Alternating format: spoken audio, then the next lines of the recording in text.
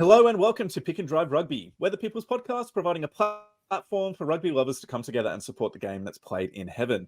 I'm your host, Ando, back from Washington, D.C. With me is Mitch, as always. And Lockie, you're back from Tonga and also back from watching Lizzo in Melbourne, I believe.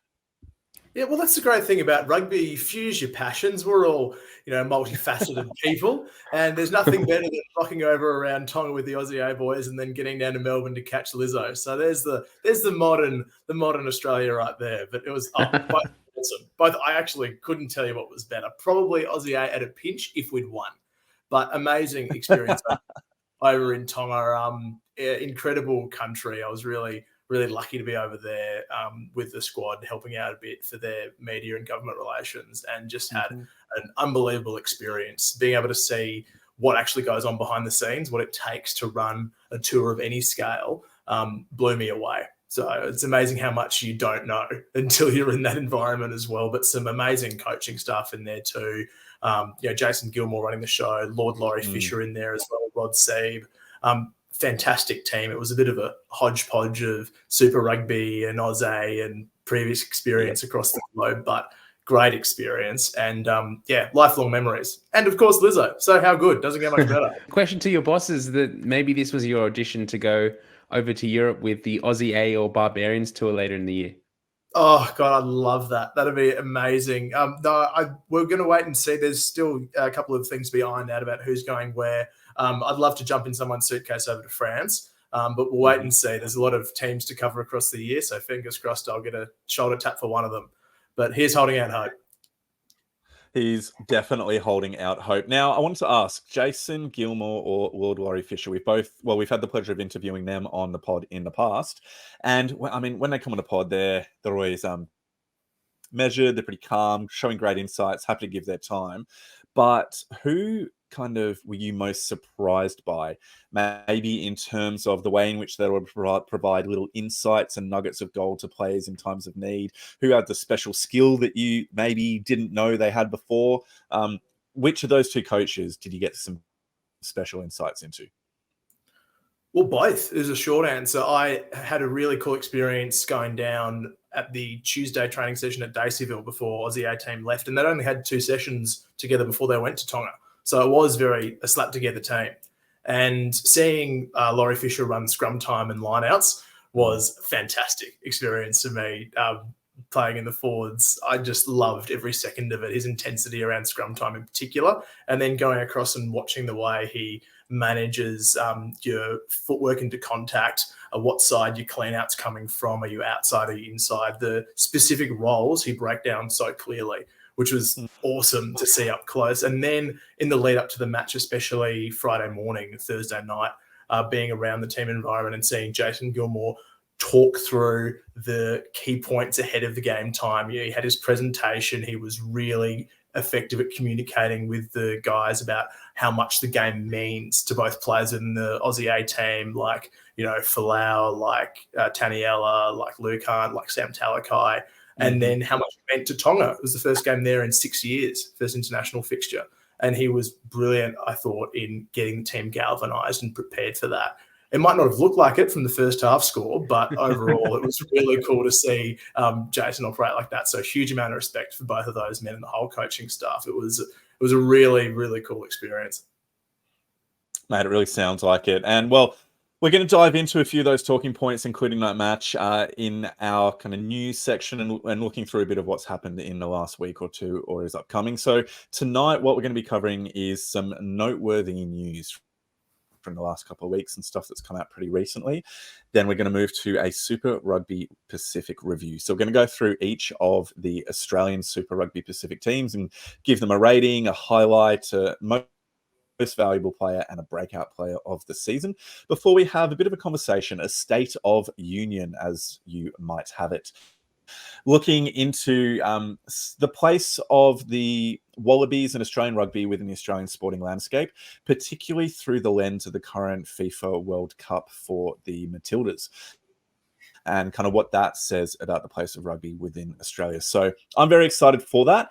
And we might dive on into things before we say 2 quick, simple calls to action. So firstly, join our Discord channel to be a part of the best Australian rugby community going around. The link is on any of our social media channels. And lastly, please consider going to ko-fi.com/pickandriverugby and supporting us with a one-off or monthly payment. Well, that's it, team. Let's dive on into things. Let's go.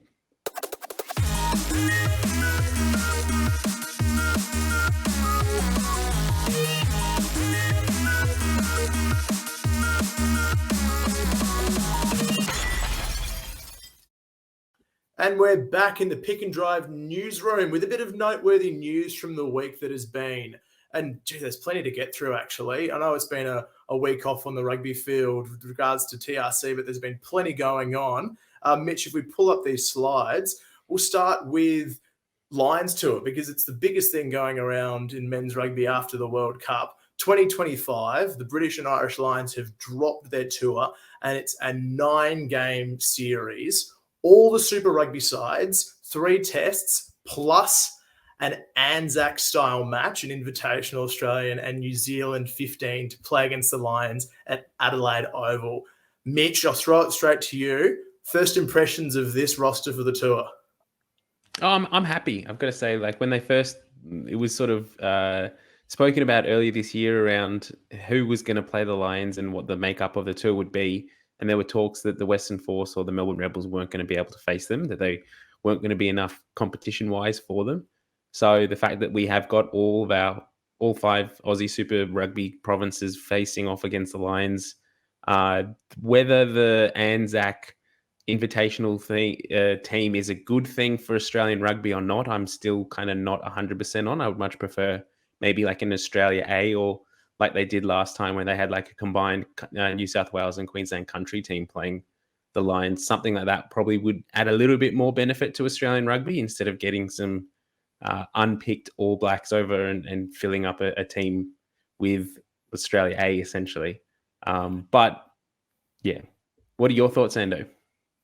Mate, I absolutely loved it. I thought it was brilliant in terms of playing all of the super teams. I really like the idea of the Anzac test. I'm not sure how many of the top players from either team, from either country, I should say, will be present in that Anzac 15 or Anzac 23, but I just know it's going to be entertaining. And it's one of those things that we've spoken about for a while, the idea of an Anzac-style team to be playing maybe some of the best from the Northern Hemisphere, and I guess we get that. And it does make me think that whether this will continue again in future competitions, in future British and Irish Lions tours over in New Zealand, whether or not we'll be invited over there to participate in a similar match. So you're too kind, Ando. No chance. Oh, look, you bloody hope so. If we're inviting them over here for our tour, then maybe they should reciprocate. But yeah, I was really excited for it and wondering how cheap I can get memberships at other clubs like the Brumbies to be in the line for a ticket down the track. And if you're looking for a ticket, Wallabies first memberships are out now via the Wallaby shop. But in all seriousness, though, what is that? What is that? It's the part of their membership packages. Have a look. It's not my department, frankly. It's $1,800 to get yourself in line for a chance to get a ticket. That's all, and a membership pack when it comes out. There you go. $200. Looking at it now. Wallabies first membership. Sorry. Anyway. No.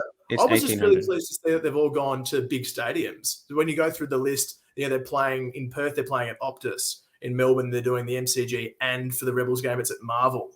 And then they've got Adelaide Oval on the list as well, plus 2 games at Suncorp. So this is big stadiums, huge appeal. And they're estimating something like 40,000 travelling Poms all coming along. Well, not just the Poms, all the Irish, Welsh, Scottish as well, all rolling on down for a massive tour. No sight of the combined Pacific team that was originally muted a while ago. Mitch, what was your take on that one? Well, I guess how many tests can the Lions fit in and whether they're able to play a test against the Pacific nations, probably logistics comes into a little bit, whether they're going to be able to field a combined side, whether it would be Moana Pacifica or some amalgamation like that. I guess as a as an Australian rugby fan, I'd much prefer to see the Lions play the Western Force as opposed to if it was one or the other. I'd prefer, and I'm happy that they are playing all of our provinces as opposed to a combined Kiwi side and a combined Pacific Island side losing the opportunity for the Rebels and the Force to play.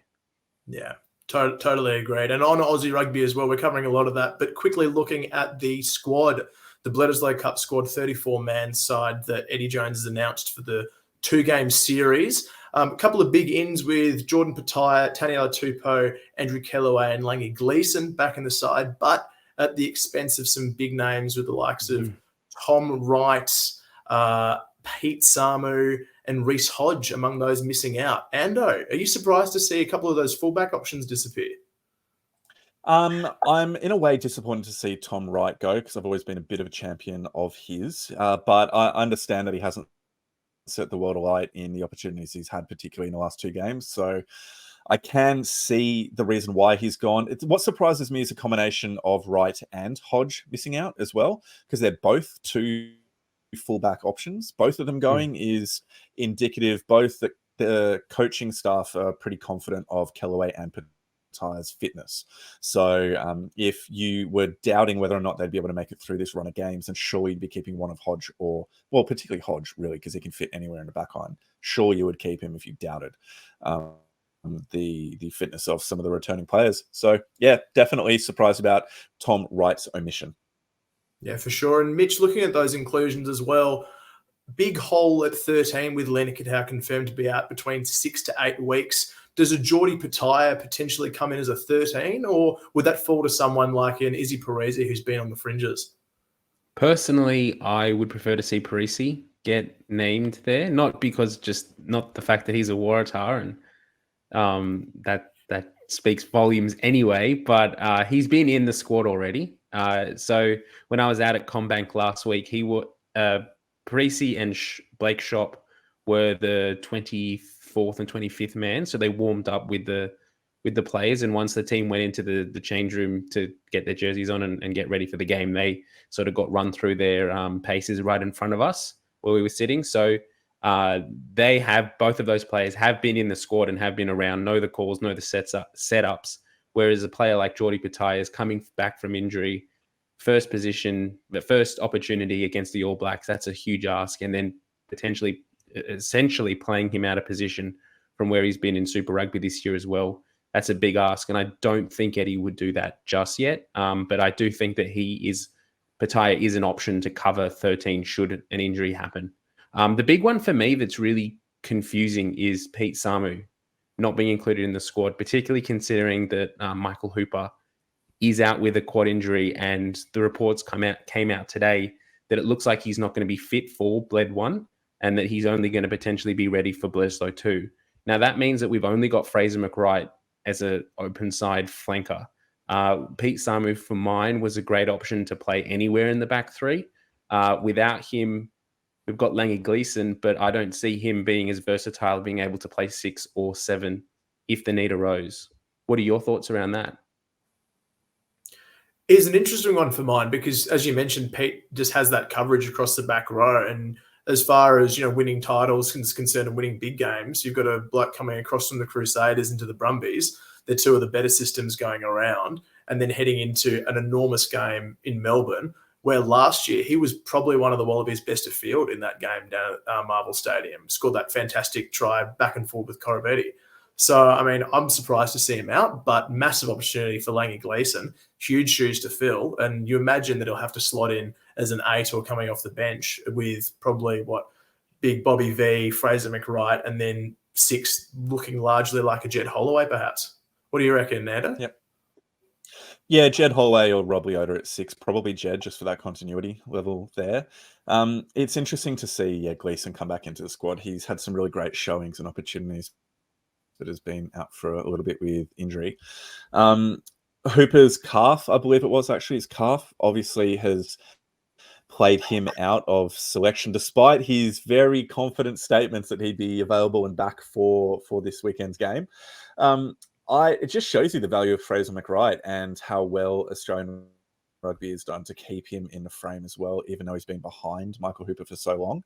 I think that's one of kind of the successes that Australian rugby have been able to do in terms of making sure a player of his caliber has been well supported enough to wait and bide his time. So with Hooper being out, he's really got the opportunity now to step in and make this jersey something that Hooper has to really fight for to get back. Absolutely. And that segues nicely, actually, looking at McWright. And he's a product of one of our pathway systems through the junior Wallabies. And that's exactly what we're turning to now with news that Sansa is opening up their wallets and they're looking at junior Sansa TRC. So the under-20s from 2024, it's been confirmed Australia, New Zealand, South Africa and Argentina will play a 3-week tournament on the Gold Coast. It's been mooted as a bit more development and some deepening of that junior pathway and that junior competition worldwide. We've seen they've just come off the under-20s World Championship in South Africa, where the junior Wallabies came 5th after what I thought was a really good campaign. But I mean, Mitch, this has got to be good news for our pathways. Yeah, we spoke about it a few weeks ago, you and I, when we were breaking down the under-20s and how they've performed in South Africa. I personally would have preferred to see this incorporated into the match day experience for the rugby champs. And we sort of, when we spoke about it, we had like a triple header, essentially under-20s at 3 o'clock, Wallaroos at 5 or 6 o'clock, and then Wallabies kicking off at 7 or 8. But the fact that we're at least getting some form of competition for these guys, consistent every year to be played from 2024 is a step in the right direction. Why we haven't done it already is one of those questions where we just keep asking, why do we not have these pathways established? Other nations have it done so well. Up in the Six Nations, they've had it under 20s for a few years now. So we're behind the times, but the fact that we are now getting this competition up and running is a step in the right direction. For sure. And with those under-20s, and we've seen recent names like Nick Frost, McWright, Harry Wilson, Tate McDermott. There's a slew of Wallabies who have come through that system now. A competition like this can only increase our chances of more Wallabies coming through. Definitely. I mean, you look at the strength of France at this current point in time within the Rugby World Cup cycle, and a huge number of their players have been absolutely dominant in the junior pathways in their kind of progress coming up through the national squads. And so we talk about the Australian, what year were they? The 2018? 2019. 2019 cohort of McWright et al. And they actually lost in the final to the France team. And so it just shows you the value that these junior pathways have. And so I absolutely love this. I think it's a great opportunity. And I might actually steal a little bit of your planning thunder here, mate, but I actually think it ties in really well with the Australia-Japan Memorandum of Understanding that was signed, I think it was last week. Yeah, for sure. I think it's a fantastic opportunity. Any of these relationship building exercises that we're starting to see, the Kiwis have done one with Japan. We've now signed one, having a Sansa competition for juniors. We're seeing Australian rugby, I think, starting to flex its muscle a little more and say, hey, we have influence in this space too. We want our pathways to be supported in this regard. And we'll touch on that Japanese deal a bit later on, but it's just great to see more rugby at the end of the day. The more rugby we're playing, the better our players are going to get, the more battle-hardened they're going to be, regardless of what age, what game, what gender they're playing in. It's an awesome opportunity. So it's great to see. But Mitch, do you want to take us through the last two of the news? Because I'm already sick of talking. All right. Well, this first one's going to be an exciting one for you, Lockie. The Queensland Reds have announced their head coach for next year. Now, I actually haven't. I was going to go back and read today, but I didn't get a chance. How long have they signed him for? Do you know, Endo? No, but I believe from the numbers that's being held up, it's 3 years. 3 years. So Les Kiss from London Irish fame has been appointed as the Queensland Reds head coach from 2024, or effective immediately, really. Lockie, you're the resident Queensland fan here. What are your thoughts around this appointment? How convenient that it's been thrown to me. Oh, awesome. No, I really like it. I really like it. I had a look through Les's sort of track record as a player in league, where he was an Origin player, and going through the grades as a coach with the Tars through some of those good years, sort of 05 through 08. I think he was there even earlier than that.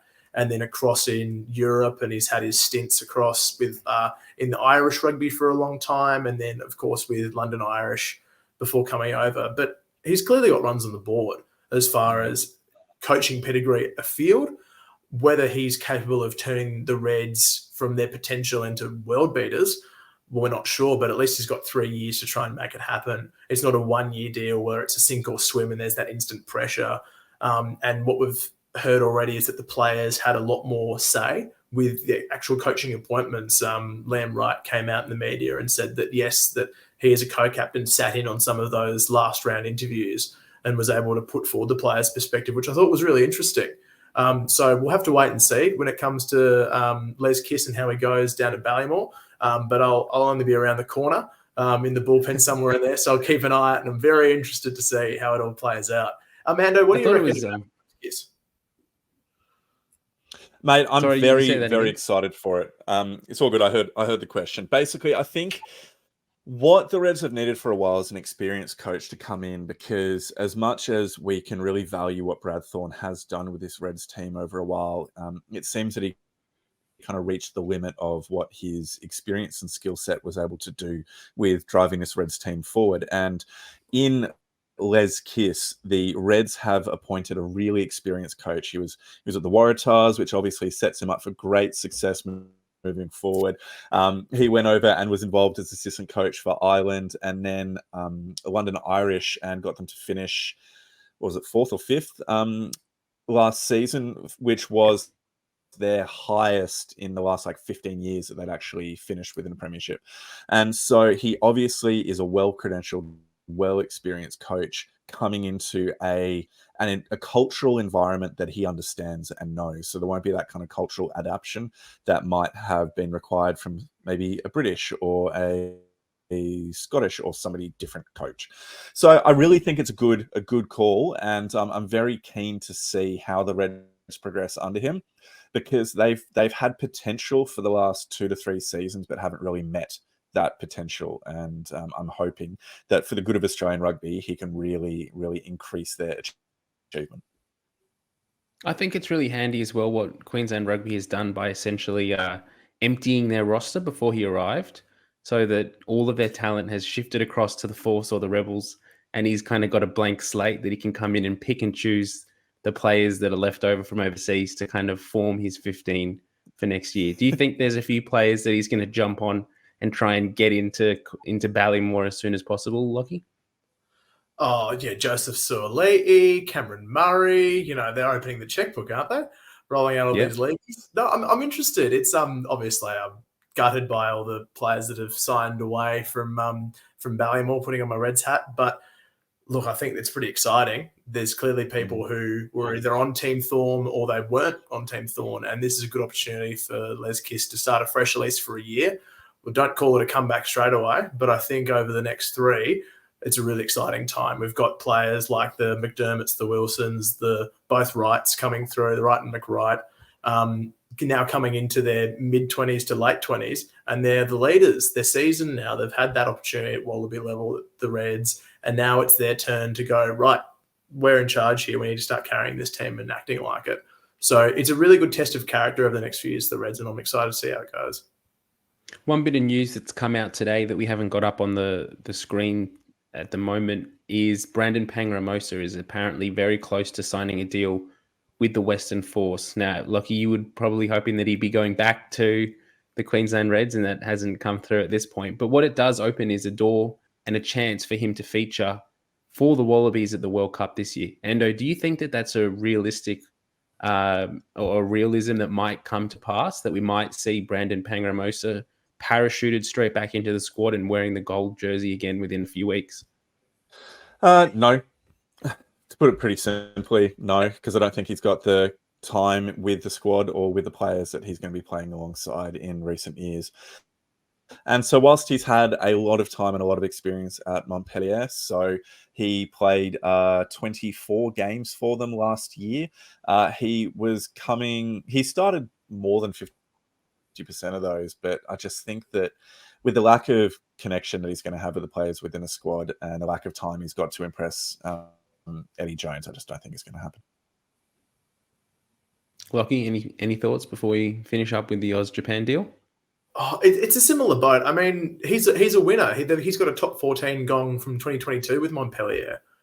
So, I mean, you've got to put that down to something. And it's constantly frustrating, actually, but exciting to see these Australian players go overseas and all of a sudden they're in winning setups and they're getting these big accolades and they're becoming recognised, and that's great. I just want them to do it here. So if BPA is going to roll into a squad and bring a winner's mentality and start winning us big games in a World Cup, then by all means chuck him in. But I think Ando's probably right, just about team cohesion. Throwing in someone late who hasn't even had this shortened TRC to get ready, I think it's probably on a hiding to nothing. And you've got, I mean, hooker's an interesting one, really. Like, we could probably have a whole podcast about the current hookers that we've got available. But, I mean, Dave Parecki, Ulesi, Fazler, Fainga'a, Lonergan. Has anyone really put their hand up yet and said it's mine? Maybe BPA is an outside chance. We'll have to wait and see. Yeah. It'll be interesting to see what happens over the next few weeks. And we've still got 3 games until the World Cup starts. So there still is an opportunity. There is still a chance that one of those players or multiple of those players pick up injuries and aren't able to feature for the first few weeks of the World Cup. Let's finish off the news because we have been going for a little bit, and that is the Australia-Japan deal. So this Rugby Australia announced a deal last week, signing on with Japan Rugby that confirms fixtures between the Wallabies, the Wallaroos, Australia A, and the Junior Wallabies from the years 2024 until 2029. Quite similar to what was already signed by New Zealand Rugby last year. This deal, at least, is starting to strengthen the ties between the two nations. And this is a good thing in terms of commercial viability for Australian rugby. What positives do you think we might see outside of continually playing Japan more frequently?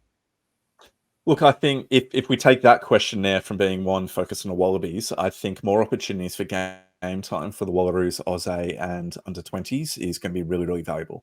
And if we have another country nearby that's willing to get as many games happening as possible for those other teams, that is incredibly important for the development of both women's rugby, but also just general rugby within Australia in a broader sense. The thing that I am particularly hopeful for is if this memorandum of understanding had maybe just some quiet late night beer conversations about looking at a Champions League style competition with Australia, New Zealand, and Japan after Super Rugby Pacific finished.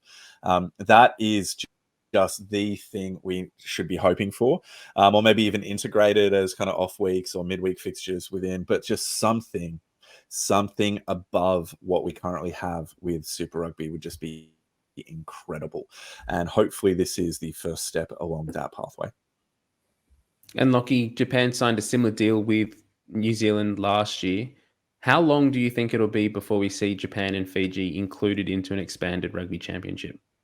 It feels like we're getting closer and closer. Yeah, I've no doubt that's in the near future. I feel as though for rugby's commercial success, having a 6-team format that mirrors Six Nations, that matches it commercially and brings in that huge Japanese market is going to happen at some stage, whether it's under, driven by an Aussie administration, a Kiwi, Argentinian, whatever it is. There's so much money sitting over there in Japanese rugby, all soaked up into those big heavy hitting clubs. And if we're not getting in through a champion style cup, and please, if you want to go into that, have a look on Scrum Bags. I deep dived it way too much and laid out on more and everything. But I feel as though that's going to happen in the near future. And I'd like it to happen. I mean, Japanese rugby is fantastic. The style that they play and the brand that they have after the past 2 World Cups is globally recognized. And the Flying Fijian brand is very strong too. So it's good for both of those countries. If it's good for us commercially, then I'd love to see it happen in the not too distant future. But yeah, Champions Cup, how good would it be to have, Quade Cooper and Will Guinea come back down in a Kintetsu jersey playing in Sydney against the Tars, or you flip it around and all the fellas over at Toyota Verblitz, the Bowden Barretts and the Aaron Smiths going back and playing in Eden Park. I mean, there's so much potential in a Pacific Champions Cup style event, and I'd love to see that. Yeah, fantastic. Now, we have been going on a little bit of a while with the news, and there is so much more news to talk about, so we might get to those in future weeks. But for now, let's finish the news section there and then dive into our Super Rugby Pacific wrap-up. Awesome. Let's go.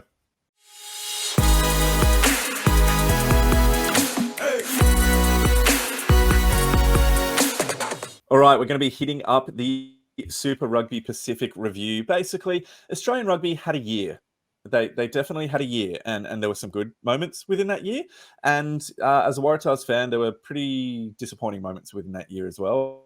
And what better way to do this than to just kind of rip the Band-Aid off with your friends, and let's take a look at the ladder.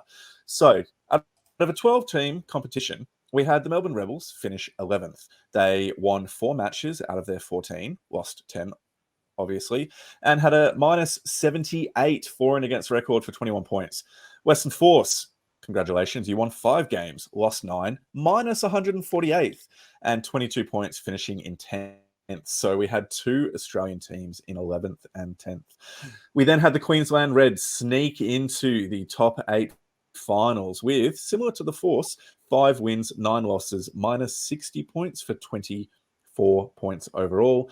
The Waratahs kind of stumbled their way into 6th place with 6 wins, 8 losses, minus 21 for 31 points overall. And the Brumbies were the shining light of Australian rugby in 2023, except they kind of fell down the ladder in the last 3 weeks of the season to finish 4th, giving up the home semi-final with 10 wins, 4 losses, 81 points positive, and 46 points overall. So what we are going to do is we're going to go in reverse order. So we're going to start with the Melbourne Rebels. And the first thing that I would like us to do is to give the Rebels season a score out of 10. So Lockie, what is your score out of 10 and why? And then Mitch, I'll be throwing to you straight after. I gave them a 3.5 out of 10.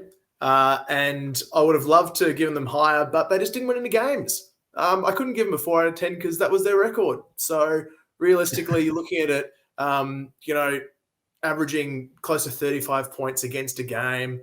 It started with a 2-3 record after 5 rounds, and then it all sort of went down the toilet. And after all the hype and all the near misses, they couldn't get it done. So it was a disappointing season, 3.5. Much like Jordan Uelese, they were the prints that were promised. They had so many good moments within matches within a season, but they were rarely able to capitalize on those opportunities, and they were renowned for the second half fades. And unfortunately, that was really a defining feature of their season. I also gave them a 4 out of 10. So I didn't go the 0.5, but I gave them a 4. Mitch, what was your rating and why? I really wanted to give them a 6. And purely because I didn't expect them, I wanted to, but I'm going to have to give them a 4. I wanted to give them a 6 because I didn't expect a whole lot from them in the season. And when they started out, they actually had a fairly few good games early on, beat the Tars at home. And then, they pushed the Hurricanes at Super Round, and they were competitive, and they showed throughout the season, and they built into their season, but they showed that they were able to play some really good and exciting footy, and they were a team that I wanted to watch. The frustrating thing, and why I can't go any higher than a 4 or a 5, is that, as we said before, they just didn't win enough games. They were in games and they played well and they started off well, but they just faded and they just weren't able to ice games off late. Yep. Which then takes us into the highlight of the season for each of us. And for me, my season highlight was that match you just mentioned. Strangely enough, was a loss to the Canes in Super Rugby.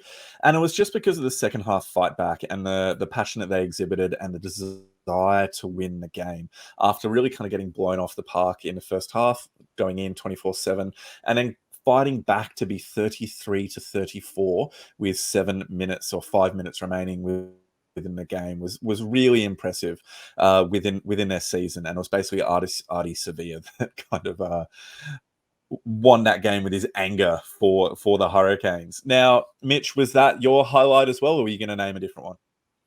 I'll go with the victory of the Tars in round 3. So that was a very season-defining moment, I thought, that Hurricanes game, and they could have either gone one of two ways after a loss like that. They showed a lot of promise at home when the rugby world was watching because it was Super Round.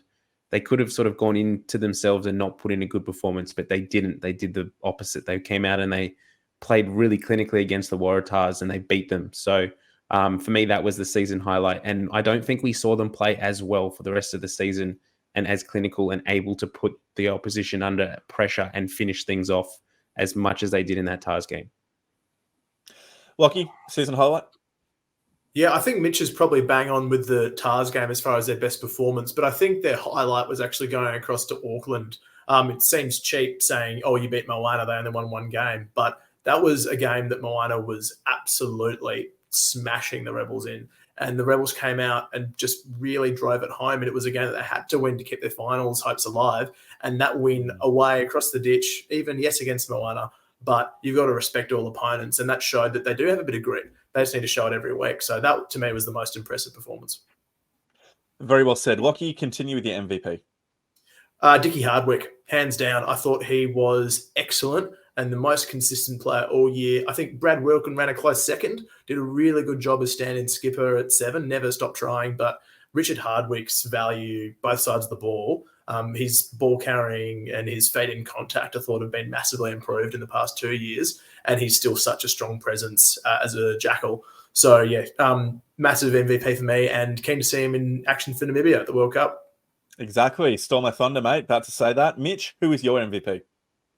I think I was really impressed with Aussie when he came across from Auckland and had some really good involvements for them.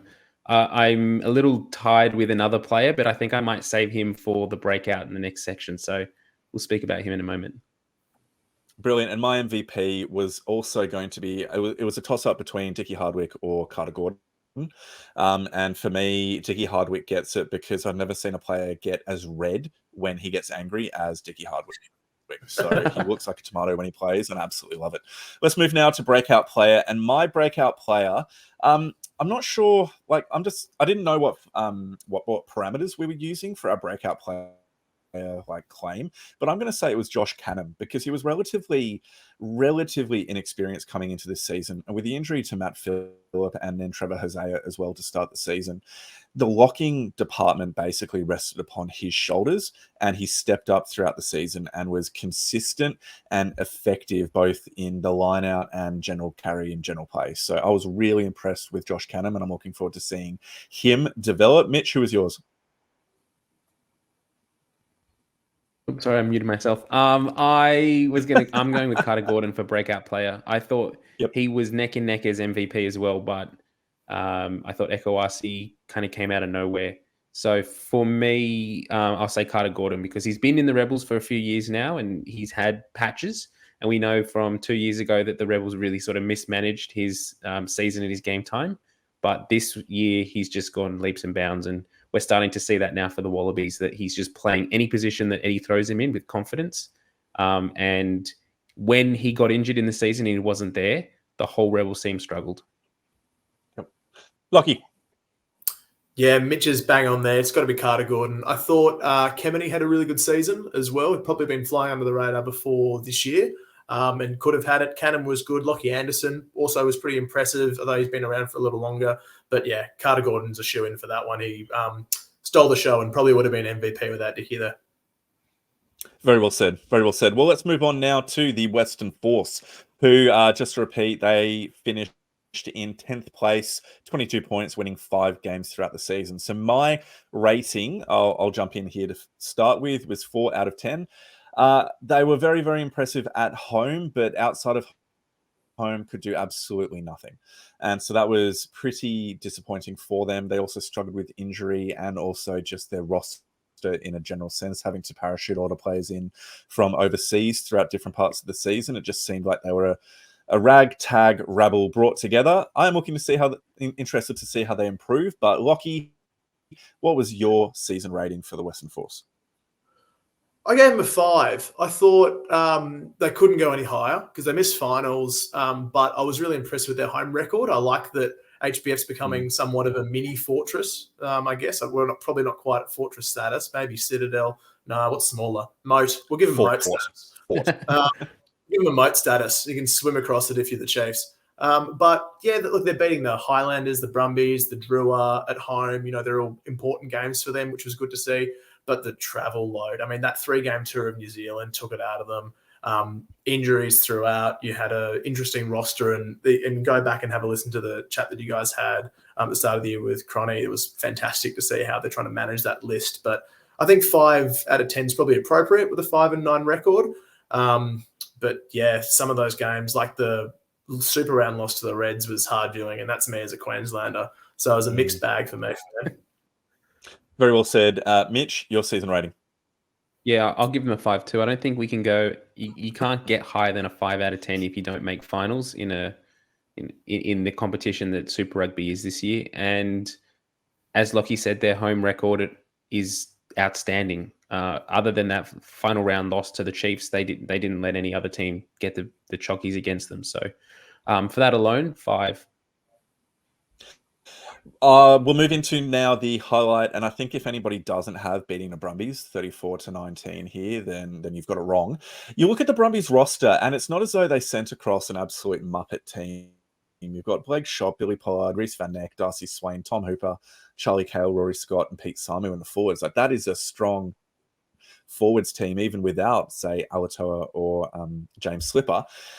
But they got blown off the park in the first 25 minutes, with the Force scoring 3 tries in 25 minutes. Lockie, what was your season highlight for the Force?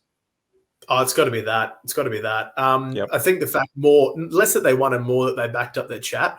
Everyone loved that pre-game interview with Flavangar, having a dig at his old teammates, and it was great. It was really good to see. So yeah, in the grand scheme of things, beating the Brumbies doesn't get much better than that. Mitch?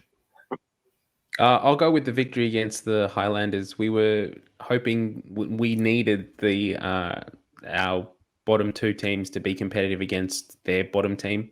And the fact that they didn't just sneak that victory, they beat them 30-17 is goes to show where they have the developments they've made in the last few years, and that they have sort of in some ways cemented their place in this competition. So yeah, that's my one. Thank the gods for the Highlanders to prove that not all is lost. All right, moving into the MVP. For mine, Sam Spink. Absolute find for the season. Has been absolutely dominant in that kind of outside centre position, both in carry and in defence. Really impressive player. Absolutely loved his opportunities this year. Mitch? Can you go to Lockie first? I'm trying to remember his name. Spink's a good shout, but I went with Jeremy Williams. I thought it's really good to see someone fill the hole that Thrushy left. And it's going to be a while before you call a young second rower an enforcer, but I really like what Jeremy Williams offers at set piece. He's been pretty solid and reliable, and that's what I like in a second rower. You don't have to, bust the world apart just yet. And I think there's good enough signs, and he was consistent through the season. So he's my MVP. Excellent. Mitch? I'm not sure if I've combined my MVP with my breakout player, but I'll go with Max Bury. I didn't expect a whole lot from him when he came across from the Shoot Shield, and I mean, Cronny didn't make it any easier for him either, throwing him in his second game starting against the Crusaders. But he didn't look out of place at this level, and he's been rewarded with an extended contract with the Force, which is good to see he's sticking around. But he didn't look out of place at this level, and he's only going to get better with the more game time that he gets.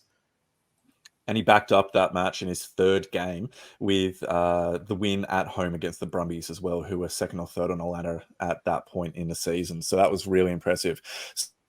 So my breakout player was actually either a combination of Max Bury or Sam Spink. I couldn't decide between the two. Max Bury only played 5 games throughout the season, so that's why I didn't include him as the kind of MVP option within there.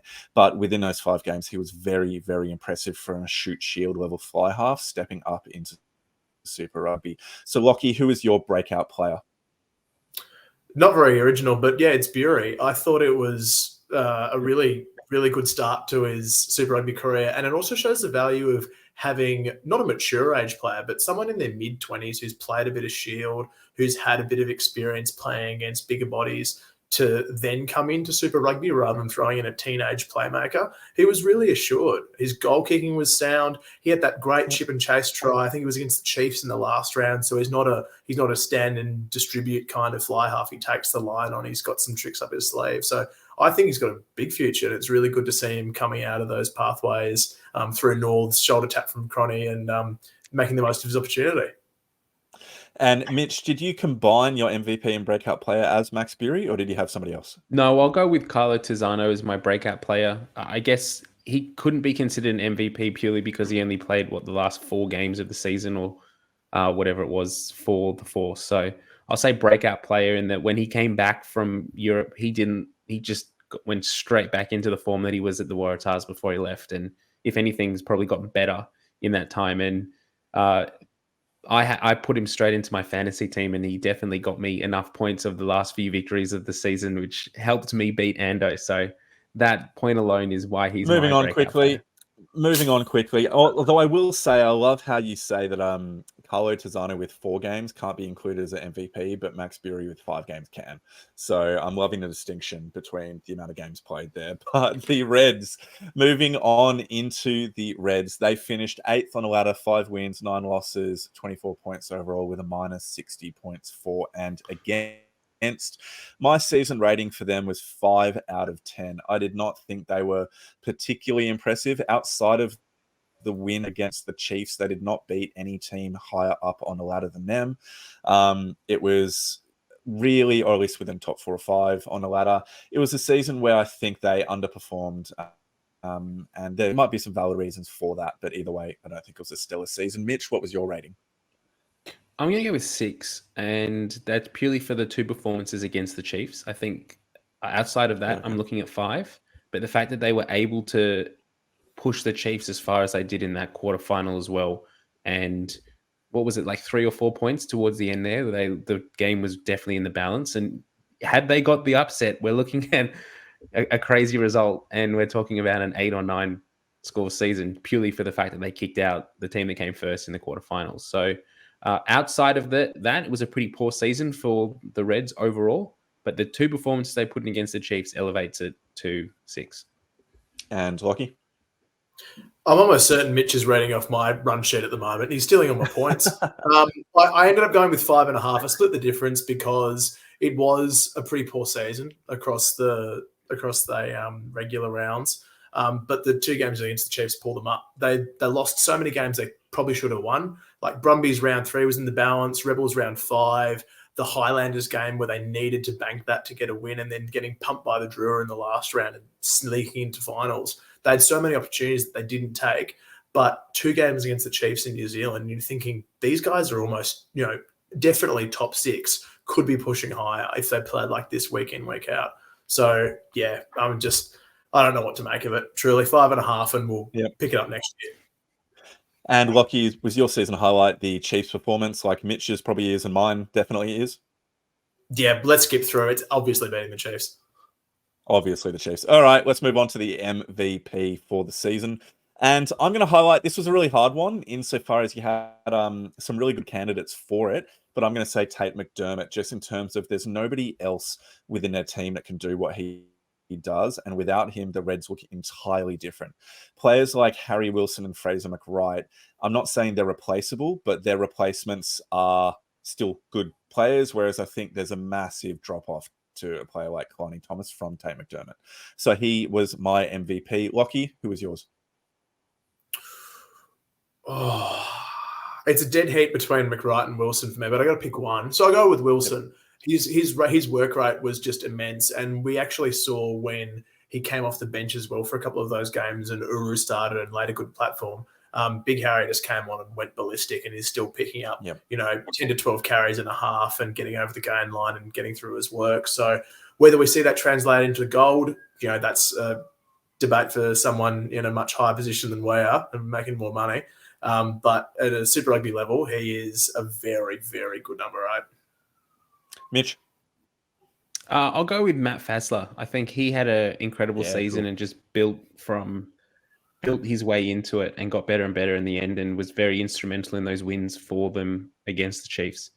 Matt Fassler.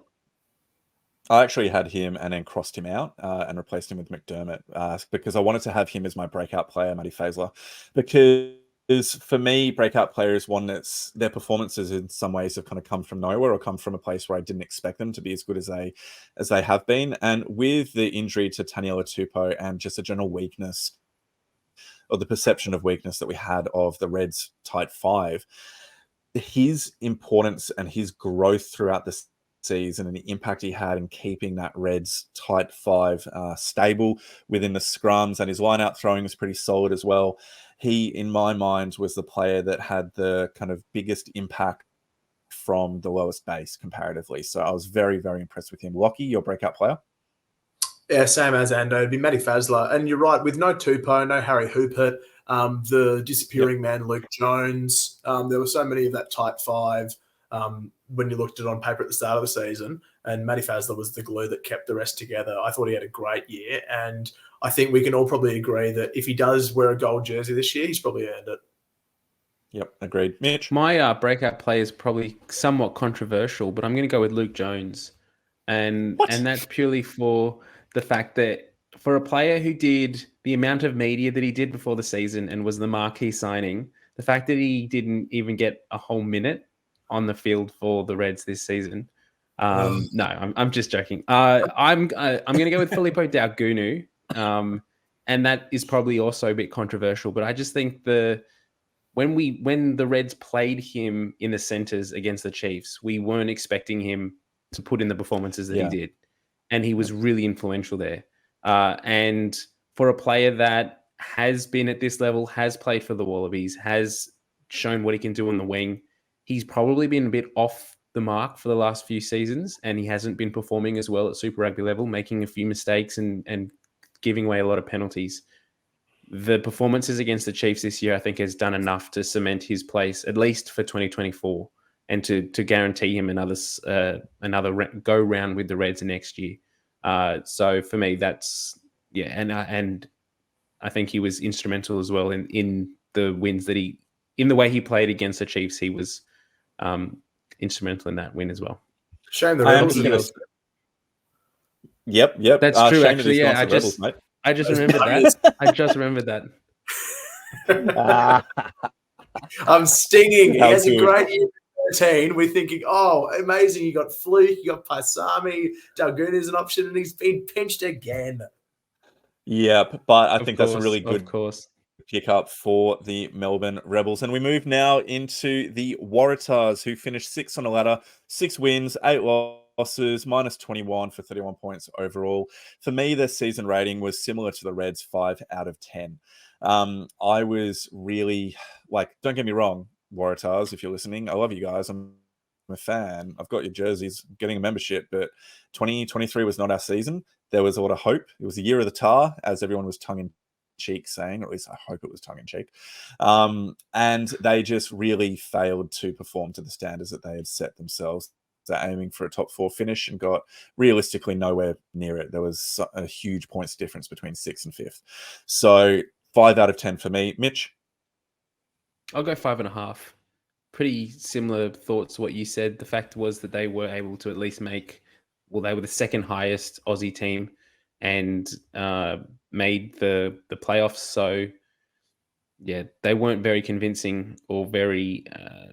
they didn't seem to have any plan at all in that playoff against the Blues in Auckland. But outside of that, I thought there was some brief showings of good rugby throughout the season, and if they can get their best 23 on the field at once, particularly with Angus Bell, I think we're talking about a completely different season for them. So They made the playoffs, so that gets them at least 5.5. Lockie? 5.5 from me too. And I think you're right about Belly losing your biggest asset in the forward pack in the first 10 minutes of that game. I mean, that completely rocked you. And I'm not surprised that you're sort of 1-5 after he went down. But yeah, look, you're finishing with a 6 and 8 record. The Highlanders win was pretty good. The round 2 win against Drill was good. But I don't think there was a moment where the Tars put on a statement win that made us go, oh, it's their year. I don't think we saw that. And whether that's all down to the chat that we've had ad nauseum about hyping too much before the Brumbies, or whether it's injuries, it never clicked for the Tars this year. So 5.5. And that loss to Moana Completely at the end agree. of the year, at Michael Hooper's last game at home, was just such a hollow feeling. Such a hollow feeling. Pathetic. It was pathetic. Anyway, season highlight. I am going to say my season highlight was the injury to Angus Bell for all of the reasons that Lockie said before. So I've taken the negative highlight there. I think it completely changed our season for the worse. Mitch? I've got two. The first one is just Michael Hooper's last season in Sky Blue. He did not give up this season, and he gave his all. And he was the only one, it felt like at times in that Moana game, that wanted to actually get the victory, got the try at the end, and was just absolutely gassed when he went off the field. So a highlight to see him play his last season for us. But in terms of the on-field rugby, it was the whatever round game it was against the Brumbies down in Canberra, where they were winning for the majority of the game and then somehow managed to lose it by kicking it out on the full and just not finishing it off, which was really frustrating. Lockie? Yeah, that Brumbies game was great. That was one of my favourite games of the season, actually. But the highlight for me was Mahe Vailanu scoring late to beat the Highlanders. It was just so nice to see an Aussie team beat a Kiwi team at the death. It never happens. It never happens. And it was so lovely to see it finally reversed in Aussie's favour. So that was the season highlight for the Tars. And also just throw in there for Lockie's sake, the second game in Townsville against the Reds was a pretty dominant performance by the Waratahs as well. It is so bad. What's going on? MVP. Mitch, who is your MVP? MVP. I'll go Mark Nwangani-Tuasi. Yeah, he was pretty impressive throughout the season. Lockie, your MVP? Vailanu. I thought he was great. I was going to have him as a breakout player, but there's a couple vying for that one. I thought whenever Mahe Vailanu was on the field, he changed the game for the Tars. Yep. And interestingly enough, I'm going to say Dave Parecki was my MVP just because of the loss of Angus Bell, Harry Johnson-Holmes returning from injury. Our front row really was unimpressive for large parts of the season. And it was similar in a way to Matty Faisler for the Reds. I thought it was Parecki who was kind of holding that front row together for the Waratahs throughout the majority of the season, and he interchanged well with Mahe Vailanu as well. We move now into the breakout player, and I mean Max Jorgensen. I mean, who else are you really going to pick as the breakout player? It seems that both of you are nodding. Lockie, you agree with that? Yeah, bang on. Yep, brilliant. Nothing else to say. Mitch, who else? Maybe Dylan Peach. I thought he had a great season and has definitely not a breakout earned his. No, well that's why I'd go with Max Jorgensen as my number one, and if I had to pick someone else, I'd say Dylan Peach. Yeah, completely fair enough, mate. Although Taleni Sio could be a good shout in there as well. We'll finish off now with the Brumbies. The Brumbies were the shining light of Australian rugby, finishing fourth, 10 wins, 4 losses, points for 81 with 46 points in total. Now, their season rating that I provided them was 8 out of 10. I thought they were very, very strong throughout the majority of the season. I won't go into kind of the highlights or the turning points or anything like that. I'll just leave it at 8 out of 10. Mitch, your score? 7. I thought they were strong 7? throughout the majority of the season too, but when it came to the crunch, they weren't able to deliver, and they letting go of that home semi-final in the last few rounds really cost them. Yep. Well said. Good thoughts, Lockie. 7.5. Can't get an 8. Finishing fourth. And yeah, we'll dive into it in a tick. But yeah, some of those games they dropped were unforgivable. And let's go into the season highlight. And for me, the highlight was the opportunity throughout the entirety of the season for the commentators to be making regular references to The Simpsons for Corey Toole's inclusion and the Corey hotline. So that was just one of the best parts of the whole time, of the whole season. Thank you very much, Corey Toole. Thank you, Stan Sports commentators. Lockie, your season highlight. Beating the Blues down in Super Round. That was great. A big win over a finals playing team last year. And actually thought it was the Brumbies' best performance of the year. They had some good ones down the track, but beating the Blues round 2 or 3 or whatever it was in Melbourne really shut up the Kiwis for a while. It was delightful. Yep, and we want nothing more than to shut Kiwis up. So, Mitch, season highlight for the Brumbies. The resting policy, I think, was my highlight this season. And that's what ultimately was the reason that they weren't able to ice those last 2 games of the season. And by that point, it wasn't clear whether Eddie Jones had relaxed the laws or not. Darren Coleman seemed to make some comments in the press conference that they were able to play their Wallabies players, even if it was in breach of the kind of resting policy. But then the Brumbies send a weakened team across to the Western Force and got done. So not quite sure what exactly happened there, but earlier on the season too, if they had been able to show up and push or get a losing bonus points against the Crusaders, then they're probably finishing a little bit closer at the top of the table as well. So, not too impressed with that. Fair enough. Let's move into the MVP now. My MVP was Bobby Valentini. He's just a player like no other within Australian rugby, but particularly within the Brumbies. They don't have anybody else that can do what he can do. He played huge minutes throughout the season, was really effective within the carry. His work rate was high. He's become basically an 80-minute player, and he's nearly as effective in a 78th minute as he is with an 8th minute. So that is a wonderful thing to see for his progression as a rugby player. Mitch, your MVP? Alan Alatoa. I just thought that he showed this season that when he's not there, that even though they have good prop replacements, the players that come in aren't quite able to live up to the standard of performance that he puts in, week out. He's their captain. He's their leader. Without him, they don't look as half good as him. So, Alan Alatoa for me. Lockie? James Slipper. Getting better with every single game. It's crazy to think how long he's been around. He's going to his 4th World Cup. That's how long James Slipper's been around. And This was arguably his best super season to date. So I loved seeing him go about his business, and the big fella in general play, picking up a couple of tries late in the season. It's how good. Oh, those inside balls are just filthy. Just filthy. Yep. And I love some of the kind of turning, popping it out to the players, kind of doing a wide arc around on the outside. It's so good as well. He's really added a lot more to his game this season. Lockie, who was your breakout player? Corey Tall. Easy one for me. Coming in off the 7 circuit, everyone was talking about his pace, and to see it in a 15s arena where he doesn't have the space, he's still gassing blokes on the outside, on the inside, and shoe in for me. Yep. Mitch? Yeah, same. I don't think anyone else performed half as good as Corey Toole did with the prep that Corey had. And so, it'd be sort of doing him a disservice to name someone else, I think. Completely fair enough. And my breakout player was Tom Hooper. Now, I know he only came back in kind of the second half of the season after his injury in trial games.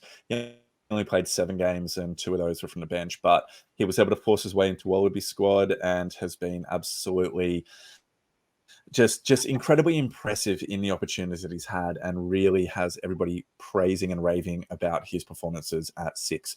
So he was my MVP purely to be different from simply saying Corey Toole. So, ladies and gentlemen, that brings us to the end of our Super Rugby Pacific review of the 2023 season. Hope you've enjoyed our chats through the players, and let us know if you would have given the teams any different ratings as to what we've provided. And we're now going to move on to our State of Union conversation. Let's go. All right, we want to finish the pod off this week with having a bit of a chat and sort of taking stock of where we currently sit, where rugby sits in the sporting landscape of Australia. Now, as we record, we are it's Sunday night now as we record, but it's the bye week of the Rugby Championships. The Wallabies last week came off a pretty disappointing result against Argentina. We go up against the All Blacks for 2 tests in the Bledisloe Cup the next 2 weeks, and then we play France, and then we're into the World Cup. So before we dive into, I guess, the wider discussion around where the sport fits in the Australian sporting landscape, I just wanted to get both of your thoughts on where the Wallabies are at the moment, how we're progressing this season, and how optimistic we currently sit thinking about the World Cup in a few weeks. Ando, I'll get you to start off.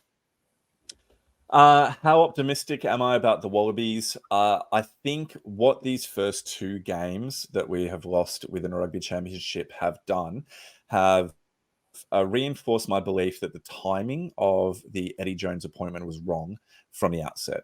I never agreed with the manner in which Dave Rennie was let go, and I also didn't think that we should have been letting go of a coach at that point within the World Cup cycle. And I think these first 2 matches have proven why. I think we would have had far better performances if we'd actually held on to him. So as a result, I'm actually a little bit down about the Wallabies at this point in time. There's this like hope springs eternal part of me that hopes and that has this like stupid, irrational belief that we could actually still win the World Cup. But it's fighting against a cascading level of reality, which is trying to bury it. So it's hard. And yeah, I guess that's how I'm feeling right now about the Wallabies. Lockie, in your wider circles, your friends you talk to, your family, the rugby community that you engage in, what's the general feel that you're sensing from the community about rugby at the moment, about the Wallabies, about our chances of reclaiming the Bledisloe? It wasn't 4 weeks ago when Eddie Jones is doing press conferences saying, yeah, we're going to win the rugby champs, the Bledisloe and the World Cup. And everyone's like, yeah, you know what? We can. And we're sitting here as fans thinking that.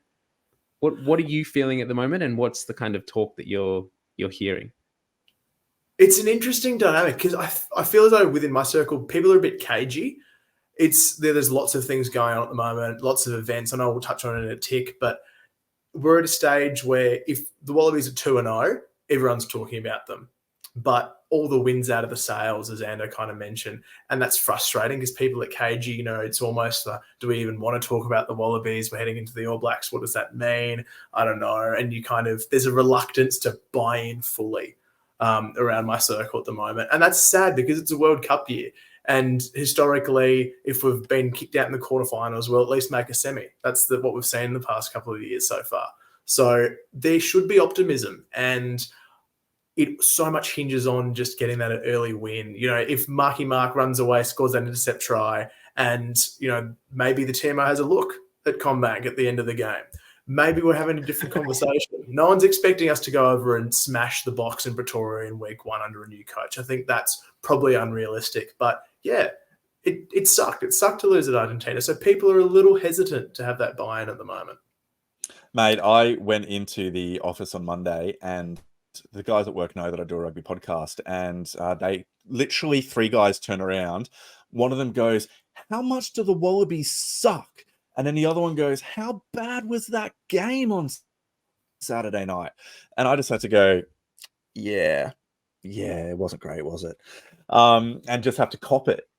I honestly just had to cop it. And it's so disappointing because you want to be able to rev people up and talk and highlight the good and the positivity within our rugby players and within the national setup. And yet it's really hard to point those positives out to the general public who maybe don't follow it as closely as we do, who do a podcast.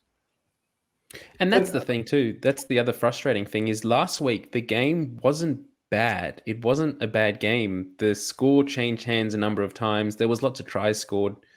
Yes, the Wallabies didn't win, and they probably didn't deserve to win, but it wasn't a bad game of rugby. It's not like you've turned on and it's a 6-3 scoreline and there's only shots at goal and no one's scoring tries and there's 500 scrums. Like, that would be a bad game of rugby.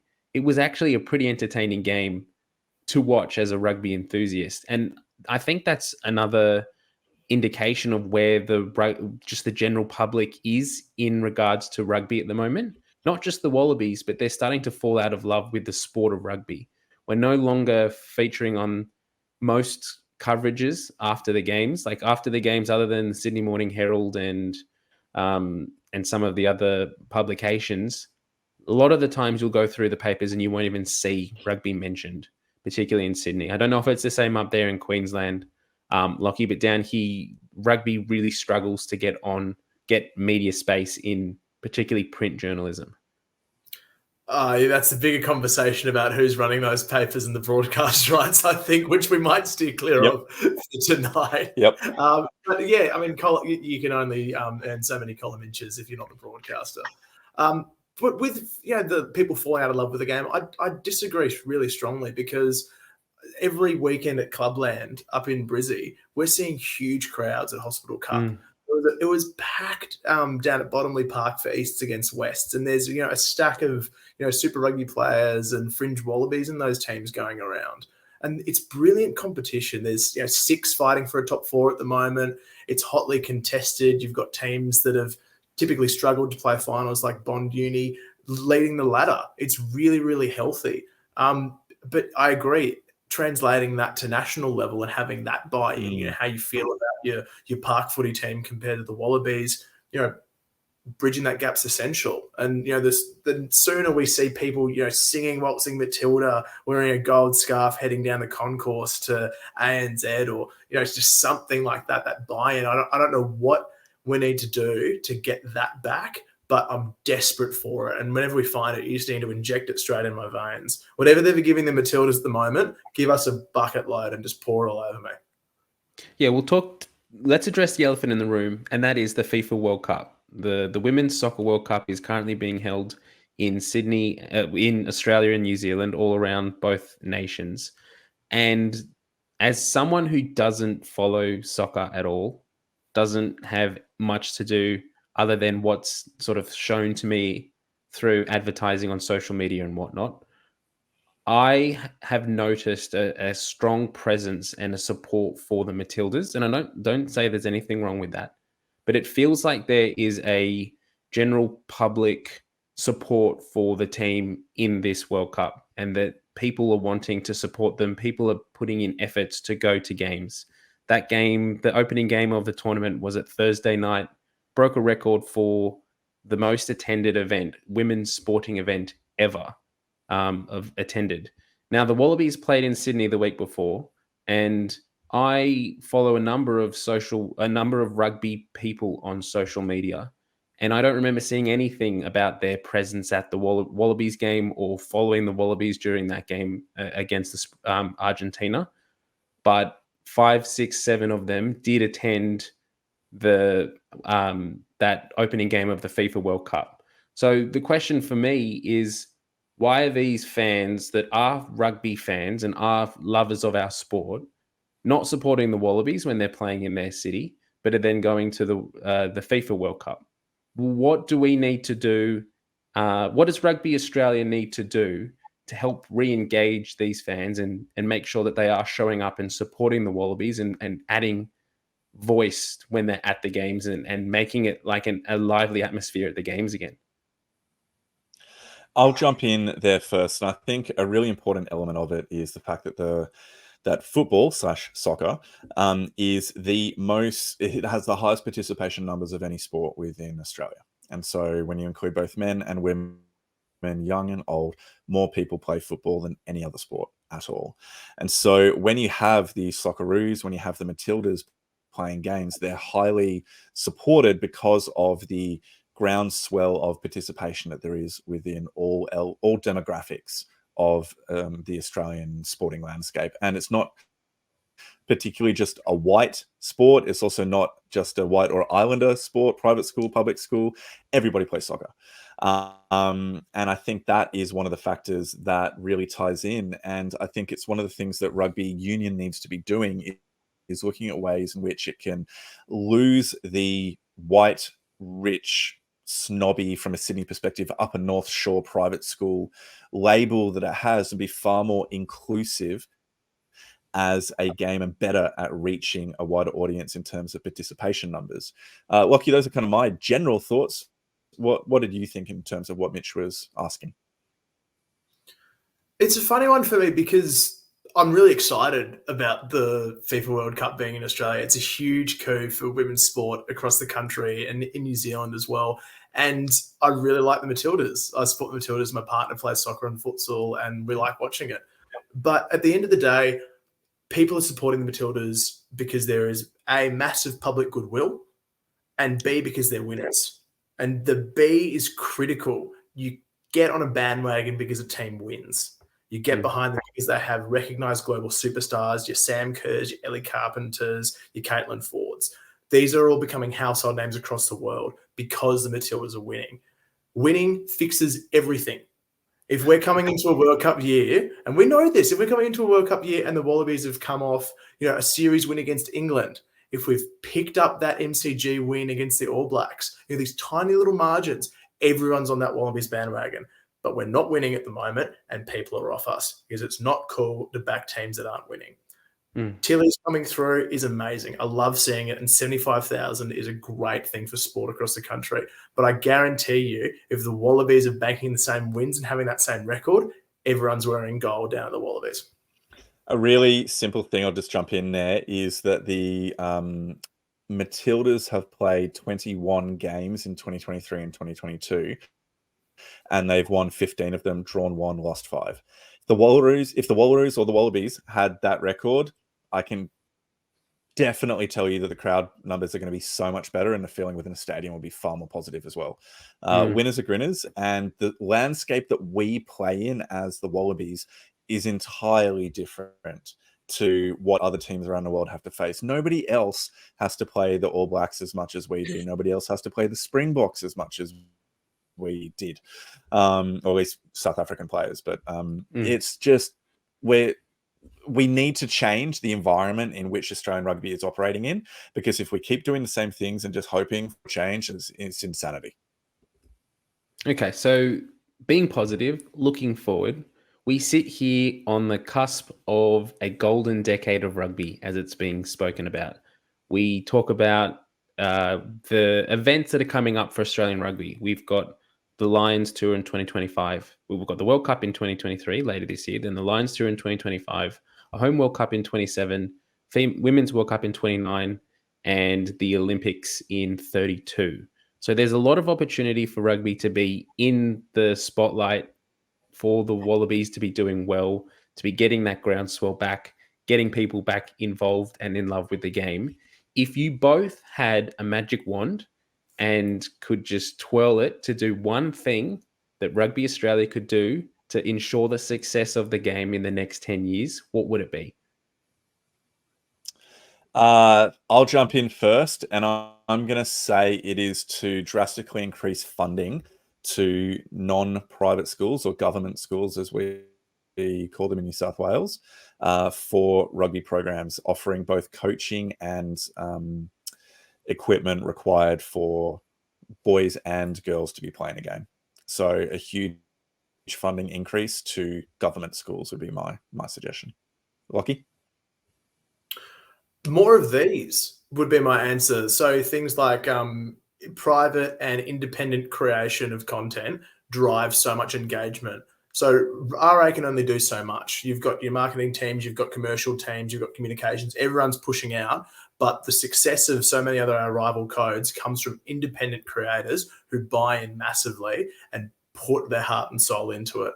If we're seeing 20 more of these popping up, if we're seeing interest and access to players and coaches expand over the next decade, you're going to see a huge audience open up. So I would love for the biggest assets in rugby, which is the players and the backroom staff, to be open and willing to share all their stories over the next decade. That's what's going to buy in that interest, and that's what's going to drive success too.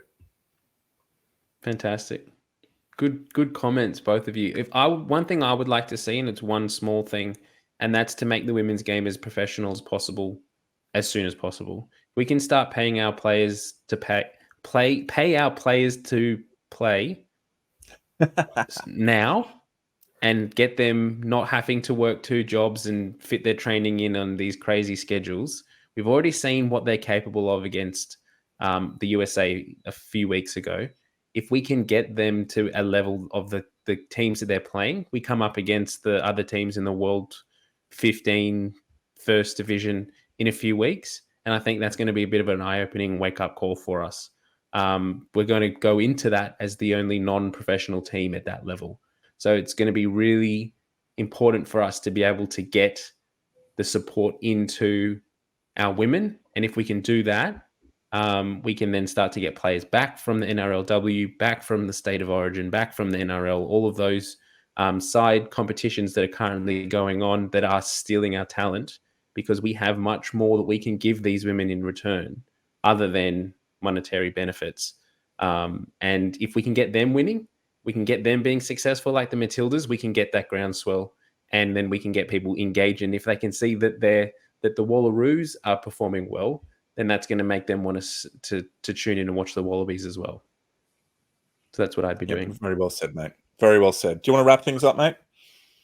All right. I think that's, we've been going for a fair while. This is going to be a long podcast, but hopefully, and as Lockie kind of said, the diehards, we're still here. We're going to continue to support the Wallabies. We'll be here cheering them on, and we're still hopeful that they're going to win the World Cup later in the year. We're going to win the Bledisloe back in a few weeks. Yeah, we're going to do it all. Next week, we'll be talking about a Melbourne Bledisloe win. Woo! How good is that going to be? Can't wait for that. We got a tip really quick before we wrap up. Fantastic. Yeah, let's do it. Let's do it. Lockie, what's your tip? Wallabies by 2. It's going to be a after the siren conversion. From Carter Gordon. From Carter Gordon in Melbourne. Yeah, nice. Okay. Yeah. Ando? I'm going to go... Okay. Now, this is hard. I'm going to go Wallabies by 5. Wallabies by 5. It'll be tight, but we're going to get it done. I'm going to go Wallabies by 1, and that's going to be for the All Blacks kicking it dead from the kickoff after we've scored a try, and then we go on and we get a penalty and kick it. That's what I'm going to say. Oh, I love it. It's all heart. I can feel it, but we're ready. I'm ready for a Bledisloe win. It defies all logic and statistical evidence, but who cares? We're going to win. And that's, I think, you know what? I'm going to wrap it up. That's where we want to finish this pod. So, Lockie, thank you. Mitch, thank you. Me, thank you. It's been a lovely time being back and chatting with you all again. So, ladies and gentlemen, thanks for being with us. And we cannot wait to join you again next weekend after the Wallabies absolutely smash the Kiwis down in Melbourne. So, have a wonderful week and we'll catch you later. Bye. Bye.